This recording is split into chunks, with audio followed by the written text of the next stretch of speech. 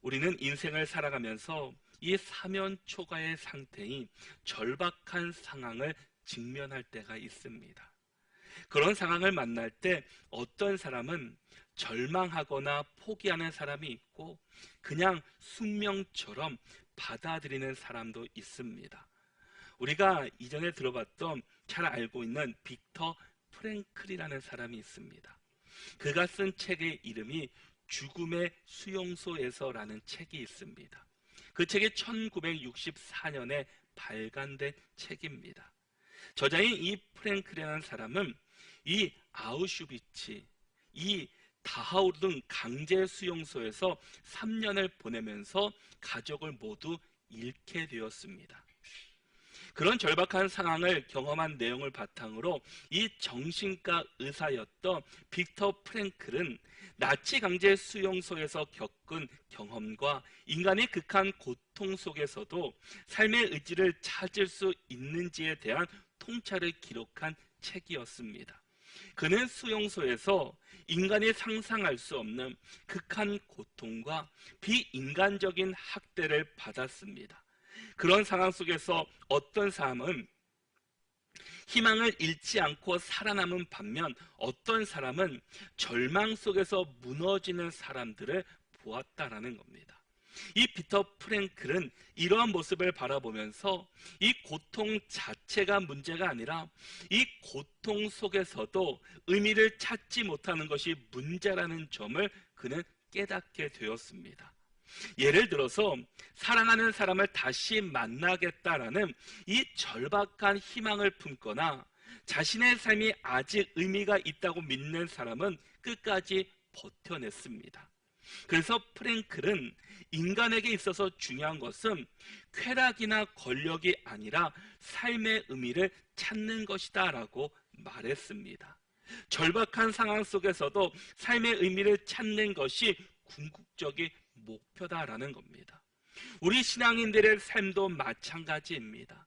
우리가 세상 속에서 권력과 또 쾌락을 찾는 것이 아니라 예수 그리스도 안에서 우리를 향하신 하나님의 그 뜻을 깨닫고 그 믿음으로 나갈 때 우리의 삶 가운데 하나님의 은혜가 더 풍성하게 임할 것이고 또 우리에게 베푸신 하나님의 은혜를 깨닫게 될 것입니다. 오늘 말씀에도 보면 상황은 다르지만 기근이라는 절박한 상황에 내몰린 사람들의 이야기가 기록되어 있습니다. 감옥에 갇히지는 않았지만 자연의 거대한 압력 앞에 인간의 무능함을 깨달을 수밖에 없는 이야기를 담고 있습니다. 그럼에도 불구하고 이름은 이르리라는 이 각오로 가장 소중한 보물을 내어드린 그 이야기를 담고 있습니다. 그러면서 절박한 상황을 통해 은혜의 자료를 이끄시는 이 하나님의 섭리에 대해서 말씀하고 있다라는 겁니다. 우리 모두가 오늘 본문 가운데서 각자에게 주시는 주의 말씀을 통해 은혜의 보좌 앞으로 더 가까이 나갈 수 있는 저와 여러분들이 될 수 있기를 바랍니다. 우리 먼저 1절과 2절의 말씀을 같이 한번 읽어보겠습니다. 우리 1절과 2절의 말씀 함께 읽겠습니다. 그 땅에 기근이 심하고 그들이 애굽에서 가져온 곡식을 다 먹음에 그 아버지가 그들에게 이르되 다시 가서 우리를 위하여 양식을 조금 사오라. 아멘. 오늘 말씀은 극심한 기근으로 인해서 또다시 식량을 구하기 위해서 이집트 애굽으로 내려가야만 했고 또 요셉을 두 번째로 만나야 하는 상황에 대해서 말씀하고 있습니다. 창세기 42장 19절과 20절의 말씀을 보면 이전에 요셉의 형들은 곡식을 사기 위해서 이 시므온을 인질로 두고 막내 베냐민을 데리고 가야만 다시 곡식을 살 수 있다라는 그 이야기를 듣게 됩니다. 창세기 42장 19절과 20절 말씀을 보시면 너희가 확실한 자들이면 너희 형제 중 한 사람만 그 옥에 갇히게 하고 너희는 곡식을 가지고 가서 너희 집안의 굶주림을 구하고 너희 막내 아우를 내게로 데리고 오라. 그러면 너희 말이 진실함이 되고 너희가 죽지 아니하리라 하니 그들이 그대로 하니라 라고 말씀합니다. 그런데 아버지 야곱은 혹시 막내 아들을 잃을까봐 베냐민을 보내는 것을 주저주저하고 있습니다. 왜냐하면 이미 귀한 아들 요셉을 잃었기 때문입니다. 요셉을 형들에게 보냈다가 잃은 기억을 잊을 수가 없습니다. 그래서 혹시나 요셉처럼 이 베냐민도 잃을까봐 그 안에 두려움과 염려가 있었습니다. 그렇지만 설상가상으로 그 땅의 기근은 더욱 심화되고 있었습니다. 더 심각해진 기근은 어쩔 수 없이 이 베냐민을 보낼 수밖에 없게 됩니다. 야곱은 심히 괴로운 안타까운 일이었지만 어쩔 수 없는 절박한 상황에 놓이게 되었습니다. 자신의 힘으로는, 자신의 능력으로는 어떻게 할 수 없는 절박한 상황입니다. 그래서 야곱은 다시 가서 우리를 위하여 양식을 조금 사오라고 말합니다. 사실 이 베냐민은 야곱이 사랑했던 라헬의 아들이었습니다. 야곱은 요셉을 이루는 그의 말년에 위로와 기쁨으로 삼았던 귀한 아들이었습니다. 그런 아들을 생사를 기약할 수 없는 사지로 보낸다는 것은 차마 인정할 수 없는 극한의 고통이었습니다. 어떻게든 이 일들을 피하고 싶었을 겁니다. 그런 상황 속에서 끝내 야곱은 인간적인 마음이 있었지만 그래도 하나님 앞에 고백했습니다. 14절의 말씀에서 전능하신 하나님께서 그 사람 앞에서 너희에게 은혜를 베푸사 그 사람으로 너희 다른 형제와 베냐민을 돌려보내게 하시기를 원하노라. 내가 자식을 잃게 되면 잃으리로다 라고 고백합니다. 잃으면 잃으리로다. 이 신앙적인 결단을 하게 됩니다. 야곱은 두려움을 극복하고 하나님을 신뢰하는 믿음으로 마지막에는 나가게 됩니다. 하나님이 이렇게 고난의 절박한 상황에서 두려움을 내려놓고 하나님을 신뢰하는 믿음의 자리로 나아가게 하셨습니다. 하나님이 이러한 고난의 극한 상황에서 하나님을 전적으로 신뢰하는 믿음으로 나아가는지를 시험하시는 하나님이십니다. 그래서 우리가 만나는 고난을 우리는 믿음의 눈을 열어서 보아야 합니다. 사람의 눈으로, 사람의 시각으로 바라보면 우리는 낙심할 수밖에 없습니다. 절망할 수밖에 없습니다. 그러나 그곳에서 하나님의 뜻을 찾고 하나님의 마음을 품을 때 우리는 더욱 하나님의 은혜를 구할 수 있고 또 하나님의 은혜를 경험할 수 있게 됩니다. 그것이 하나님께서 우리를 향한 바로 시험이셨습니다. 우리의 인생에서 만나는 얼마나 많은 이런 일들이 있습니까? 때로는 기근으로, 절망으로, 실패와 좌절과 포기, 앞이 전혀 보이지 않는 깜깜한 상황들, 도저히 극복할 수 없는 상황들, 앞으로 나아갈 수도 없고 뒤로 물러설 수도 없는 진퇴양난의 상황들, 이 다양한 위기와 절박한 상황들을 우리는 매일매일 만나면서 살아가고 있습니다. 그럴 때 하나님은 그러한 고통을 통해 우리를 은혜의 자리로 인도하시기를 원하십니다. 믿는 자에게 반드시 하나님께서는 승리를 주십니다. 왜 하나님께서는 우리에게 고난을 주십니까? 우리가 가는 그 길, 하나님께서 인도하신 그 길을 이탈했기 때문입니다. 하나님께서는 우리가 이 길을 바라보며 살기를 원하시는데 우리 인간이 죄인이다 보니까, 연약하다 보니까 하나님의 뜻 안에 살아간다는 것을 지식적으로는 알지만 우리의 삶 속에서는 그렇게 살지 않고 눈에 보이는 쾌락과 권력 앞에서 무너져 버리는 우리의 모습을 보게 된다는 겁니다. 그래서 우리가 이탈하니까 다시 하나님께서는 우리를 원상태로, 원래 자리로 인도하시기 위해서 때로는 고난을 주시고 어려움도 보여주십니다. 그래서 그 자리에서 다시금 은혜를 경험하고 하나님을 다시금 만나기를 원하시는 것이 하나님의 마음이다라는 겁니다. 그러게 우리가 때로는 고난과 절망과 절박한 상황에 놓여 있다 할지라도 우리가 좌절하지 않을 것은 하나님께서는 반드시 그것을 통해서 승리의 자리로 이끄시기 때문입니다. 요한복음 16장 33절의 말씀을 보면 이것을 너희에게 이르는 것은 너희로 내 안에서 평안을 누리게 하려 함이라. 세상에서는 너희가 환난을 당하나 담대하라. 내가 세상을 이겼노라. 내가 하나님께서는 세상을 이기신 주님이십니다.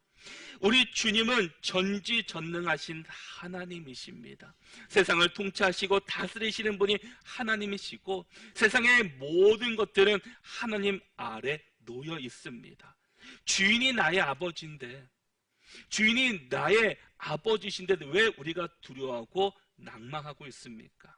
내가 고난이 오고 어려움이 있을 때 전능하신 아버지가 있다면 우리는 그 앞에 나가서 기도하면은 하나님께서 응답해 주십니다. 그런데 아버지가 계시는데 아버지를 붙잡지 못하고 우리는 늘 주변에 있는 것을 보며 주변의 환경에 무너지는 우리의 모습이다라는 겁니다. 여러분, 하나님께서는 종종 우리의 두려움을 사용하셔서 더 큰 믿음의 자리로 인도하십니다. 그러므로 고난으로 바라보지 말고 하나님께서는 나에게 개입하시고 섭리하시는 방편이라는 사실을 깨달을 수 있기를 바랍니다. 그러기에 우리는 믿음으로 바라보고 믿음으로 반응해야 합니다. 그럴 때 하나님은 반드시 상 주시고 더 풍성한 열매로 함께 주실 것입니다. 간절히 바라기는 우리 앞에 놓여있는 이 두려움들을 믿음으로 승리하는 저와 여러분들이 될 수 있기를 바랍니다. 우리 9절 말씀을 같이 한번 읽어보겠습니다. 함께 읽겠습니다. 내가 그를 위하여 담보가 되오리니 아버지께서 내 손에서 그를 찾으소서. 내가 만일 그를 아버지께 데려다가 아버지 앞에 두지 아니하면 내가 영원히 죄를 지리이다. 아멘. 야곱이 하나님의 사람이지만 그도 인간이었습니다. 아버지 야곱의 마음을 돌리는 일은 결코 쉽지 않았습니다. 이미 귀한 아들 요셉을 잃었기 때문에 다시금 이런 아픔을 겪고 싶지는 않았습니다. 더군다나 베냐민은 야곱이 사랑했던 라헬의 귀한 아들이었습니다.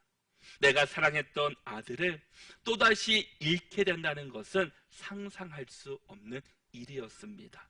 그런데 지금 이스라엘 상황은 도저히 그냥 살 수 없는 상황입니다. 기근으로 사람들은 죽어가고 있습니다. 첫 번째 애굽에서 가져온 식량은 이제 다 바닥을 드러내고 있습니다. 애굽에서 양식을 구해오지 못하면 더 큰 어려움을 겪게 되는 것은 뻔한 일이었습니다. 그래서 유다는 자신이 모든 것을 책임지겠다라고 말하면서 만약 내가 베냐민을 데리고 오지 못하면 영원히 죄를 짓게 될 것이라고 말합니다. 이 말은 좀 쉬운 성경으로 다시 해석해 보면은 번역하면 죽을 때까지 저를 욕하셔도 좋습니다라는 뜻입니다. 유다는 이렇게 자신을 희생하면서까지 이 기근으로부터 가족을 지키고 보호하려는 비장한 각오를 가졌습니다. 결단하였습니다. 그런데 원래 유다는 어떤 사람이었습니까? 유다는 이 요셉이 그 죽이는 대신 요셉을 이스마엘 사람들에게 팔자라고 이야기했던 사람입니다. 그랬던 유다가 지금은 자신이 대신 담보가 되겠다라는 겁니다. 대신 내가 팔려가겠다라는 겁니다. 희생이라는 단어는 다른 사람이나 어떤 목적을 위하여 자신의 목숨, 재산, 명예, 이익을 바치거나 포기하는 것을 의미합니다. 성경에는 제사를 바쳐진 산 제물을 뜻합니다. 유다는 가족을 기근으로부터 보호하기 위해서 자신의 모든 권리와 목숨까지 걸면서 희생하는 모습을 보여줍니다. 모든 것을 내가 책임지겠다라는 겁니다. 이런 각오로 아버지께 이야기했습니다. 여러분, 진실은 밝혀지고 진심은 통한다라는 말이 있습니다. 진실을 담은 말은 반드시 밝혀지고 통하게 되어 있습니다. 자신을 희생하면서까지 진실을 말하고 진심으로 하는 말은 다른 사람들의 마음을 울린다라는 겁니다. 어쩌면 우리가 살아가고 있는 이 시대는 진실을 말하고 진심을 담은 말이 필요한 시대입니다. 이 세상은 거짓이 난무하고 거짓이 가득한 세상, 자신을 포장하고 자신을 숨기려고 하는 것이 이 세상의 모습입니다. 그러므로 우리의 입술에는 진리의 말, 하나님의 말씀이 가득해야 합니다. 우리의 입술에는 하나님의 진실된 마음, 진실된 그 입술이 되어야 한다라는 겁니다. 로마서 10장 8절의 말씀을 보면은 그러면 무엇을 말하느냐? 말씀이 내게 가까워 내 입에 있으며 내 마음에 있다 하였으니 곧 우리가 전파하는 믿음의 말씀이라. 우리가 전파하는 믿음의 말씀이 다른 사람의 마음을 변화시킬 것입니다. 우리의 진실된 모습, 우리의 진심이 다른 사람을 변화시킬 것입니다. 사무엘하 23장 2절의 말씀에서도 여호와의 영이 나를 통하여 말씀하심이여 그의 말씀이 내 혀에 있도다 라고 말씀합니다. 여러분, 비록 희생을 따른다 할지라도 진리를 말하고 복음의 말씀을 전하는 입술이 바로 우리의 입술이 되어야 합니다. 우리의 나오는 입술이 정말 하나님의 말씀을 담아서 선포하고 진실된 그 마음을 가지고 전할 때 그 입술을 통해서 다른 사람들에게 진심을 전달할 수 있을 것입니다. 이러한 유다의 희생적인 모습은 인류의 죄를 대신 담당하신 그 예수 그리스도의 그 모습과 연결되어 있습니다. 여러분, 우리에게 필요한 것은 이 시대 속에서 진리를 말하는 것입니다. 비록 비난이 있다 할지라도 내 입에서는 복음의 말씀이 전해져야 합니다. 그리하여 유다를 통해 예수 그리스도의 희생적인 사랑을 예표했듯이 우리의 삶이 바로 사람을 살리는 삶이 되어야 할 것입니다. 여러분, 우리 가족을 살리는 희생적인 삶이 바로 내가 되어야 합니다. 간절히 바라기는 나의 희생이 우리의 가족을 구원하는 일이 되시고 또 우리 사회를 구원하는 은혜가 있기를 바랍니다. 유다는 자신의 힘에 희생하면서까지 자신을 드리지만 아버지 야곱은 하나님의 방법이 아닌 세상의 방법을 사용합니다. 얼마나 인간이 연약한지를 존재인지를 우리가 알 수 있게 됩니다. 11절의 말씀을 보면은 그들의 아버지 이스라엘이 그들에게 이르되 그로할진대 이렇게 하라. 너희는 이 땅의 아름다운 소산을 그릇에 담아가지고 내려가서 그 사람에게 예물로 드릴지니 곧 유향 조금과 꿀 조금과 향품과 모략과 유향나무 열매와 감 복숭아 이니라 라고 말씀합니다. 야곱은 지금까지 자신들을 인도하신 하나님을 먼저 바라보는 것이 아니라 세상의 방법으로 뇌물을 사용합니다. 이제 유다의 말을 듣고 이제 베냐민을 함께 보내기로 결단했습니다. 그러면 기도하면서 축복하면서 보내면 되는데 14절의 말씀처럼 전능하신 하나님을 의지하며 축복하며 보내면 되는데 그 사이에 야곱이 어떤 모습을 보입니까? 세상의 방법으로 뇌물을 준비했습니다. 왜냐하면 이 야곱은 형 에서와의 문제를 물질로 해결하고 했던 적이 있었기 때문입니다. 그래서 자신이 갖고 있던 그 하나님의 은혜를 받았던 그 많은 재물과 그 물질을 준비해서 형 에서를 만나서 형 에서의 마음을 돌리기 위해서 그런 행동을 한 적이 있습니다. 야곱은 지금 세상적인 방법으로 이 문제를 해결하려고 했다라는 겁니다. 12절의 말씀에서 너희 손에 갑절의 돈을 가지고 너희 자루 아기의 도로 넣어줘 있는 그 돈을 다시 가지고 가라. 혹 잘못이 있었을까 두렵도다라고 말씀합니다. 야곱은 애굽의 총리를 위해 특별한 선물을 그릇에 담게 됩니다. 그것은 가나안 땅에 있었던 이 아름다운 소산물입니다. 지금 기근으로 힘든 이 시대 속에서도 가장 좋은 소산물을 준비해서 이 요셉 애굽의 총리에게 드리기를 원했다라는 겁니다. 왜냐하면 잘 봐달라는 겁니다. 잘 봐주셔서 그 곡식을 살 수 있게 해주시고 지금 시므온과 베냐민도 다시금 돌아올 수 있게 해달라는 그런 부탁이 담겨져 있습니다. 그래서 그 아름다운 소산물이었던 유향, 꿀, 향품, 모략, 그 유향나무 열매, 이것을 지금으로 말하면 피스타치오라는 겁니다. 그리고 감복숭아는 아몬드입니다. 첫 번째 여행 때보다 2배의 현금을 준비해서 보냅니다. 이 갑절의 돈은 딸려온 돈에 새로운 식량 구입비를 더한 총액을 말해주고 있습니다. 여러분, 우리 그리스도인들, 우리 믿음의 사람들은 어떤 사람입니까? 왜 우리를 그리스도인이라고 부르고 믿음의 사람이라고 말하고 있습니까? 그것은 우리가 세상적인 방식대로 살아가는 사람이 아니라 하나님의 방식대로 그리스도를 고백하며 그리스도를 의지하며 살아가는 사람임을 말해주고 있습니다. 우리는 하나님의 방법으로 하나님의 말씀으로 살아가야 하는 사람들입니다. 그러기에 우리는 무슨 일이든지 먼저 하나님을 바라보아야 되고 하나님께 물어봐야 합니다. 기도하며 하나님의 말씀을 붙잡아야 합니다. 모든 일에는 하나님의 뜻이 담겨져 있고 하나님의 계획이 담겨져 있습니다. 우리 하나님께서는 우연이나 실수가 없으신 하나님이십니다. 그러기에 우리에게 당하는 고난, 어려움, 또 우리 앞에 놓여있는 이 많은 일들이 분명히 그 안에서는 하나님의 계획과 뜻이 있다라는 겁니다. 우리가 잘 될 때로, 우리가 잘 되지 않을 때도, 내 생각과 다르다 할지라도 그 안에는 반드시 하나님의 계획과 뜻이 담겨져 있어야 합니다. 우리는 그것을 바라보아야 합니다. 우리 하나님의 뜻을 우리는 믿음의 눈을 열어서 보아야 한다는 겁니다. 우리는 믿음의 사람들입니다.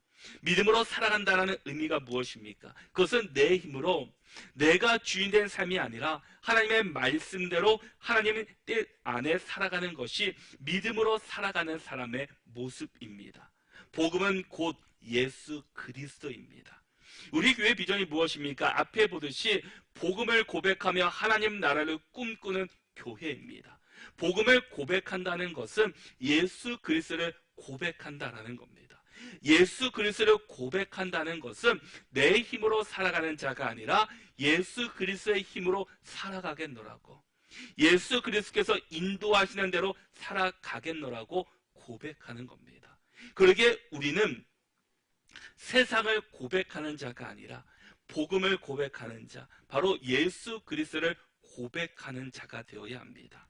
그리고 하나님 나라를 꿈꾼다는 것은 하늘에 있는 하나님의 나라만 아니라, 우리가 죽어서 가는 하나님의 나라가 아니라, 우리의 삶의 사명이, 목적이 죽어서 하나님 나라를 위해 가기 위해서 신앙생활하는 것이 목적이 아닙니다.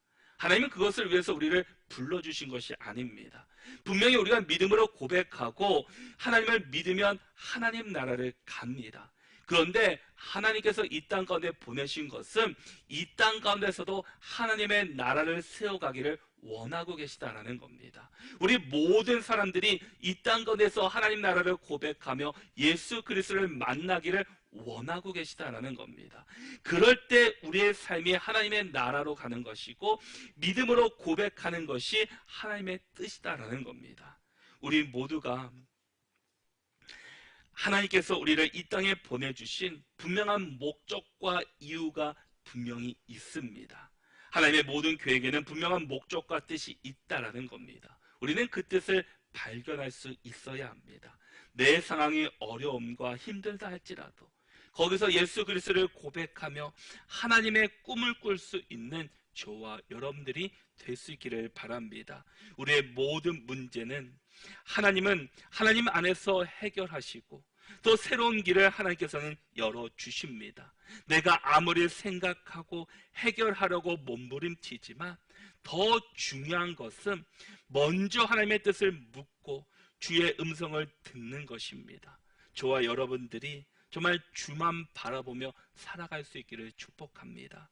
이제 야곱은 베냐민을 형들과 보내면서 이렇게 말씀합니다. 우리 14절의 말씀을 같이 한번 읽어보겠습니다. 함께 읽겠습니다. 전능하신 하나님께서 그 사람 앞에서 너희에게 은혜를 베푸사 그 사람으로 너희 다른 형제와 베냐민을 돌려보내게 하시기를 원하노라. 내가 자식을 잃게 되면 이르리로다. 아멘. 야곱은 단지 특산물과 돈만 챙겨서 보내는 것이 아니라 하나님께서 은혜를 베푸셔서 모두 무사히 돌아오기를 원하고 있습니다. 그러면서 야곱은 잃게 되면 잃으리라는 신앙 고백을 하고 있습니다. 이제 야곱은 근심과 걱정을 위대한 신앙 고백으로 바꾸게 됩니다. 어찌 보면 인간의 모습을 우리에게 잘 보여줍니다. 우리도 어려움을 겪게 되면 어떻습니까? 인간의 방법을 먼저 생각합니다. 그리고 그 다음에 하나님을 찾게 됩니다. 인간의 방법도 함께 하면서 하나님의 방법도 함께 사용하게 됩니다. 두려움을 넘어 하나님의 계획 안으로 들어가는 이 고백이 우리 가운데 있어야 합니다. 이 신앙 고백은 이제 하나님께서 일하실 것을 우리의 삶에서 내어드리는 겁니다. 지금까지는 내 생각과 내 뜻대로 내가 어떻게든 이것을 만들어 보려고 했다면 이제는 하나님께서 일하시도록 내 삶을 내어드리는 모습이다라는 겁니다. 이제 떠나면 내가 관여할 수 있는 문제는 없습니다. 야곱이 어떻게 할 수 있는 일은 아닙니다. 그러기에 야곱은 이제 전적으로 하나님을 의지하며 전능하신 하나님께 기도하며 보내게 됩니다. 여러분, 우리의 삶 속에서도 내가 해결할 수 없는 문제들이 너무나 많이 있습니다. 내 손이 닿을 수 없는 일들이 얼마나 많이 있습니까? 내가 수고하고 노력하는 것은 필요하지만 그것을 이루시는 분은 하나님이십니다. 그러기에 우리는 그 하나님을 의지하며 하나님께 내 삶을 내어드려야 합니다. 여기서 내어드린다는 것은 내가 아무것도 하지 않는다라는 말은 아닙니다. 내가 그냥 주저앉아 있는다는 것은 아닙니다. 내가 그 절망 가운데 있다 할지라도 내 삶을 하나님께 내어드린다는 것은 내가 하나님을 의지할 수 있도록 그 마음을 의지할 수 있도록 내가 예배하며 기도하며 말씀 가운데 서 가겠다는 겁니다. 그리고 내가 주어진 삶 속에서 최선을 다해 살아가는 것입니다. 그리고 그 일을 이루어 주시는 분은 하나님이십니다. 그 결과가 비록 내 생각과 내 뜻대로 되지 않는다 할지라도 그것이 절망할 것이 아니라 하나님께서는 다른 길을 만들어 주시기 때문입니다. 우리가 때로는 이 어느 지역을 가게 되면 내비게이션을 치게 됩니다.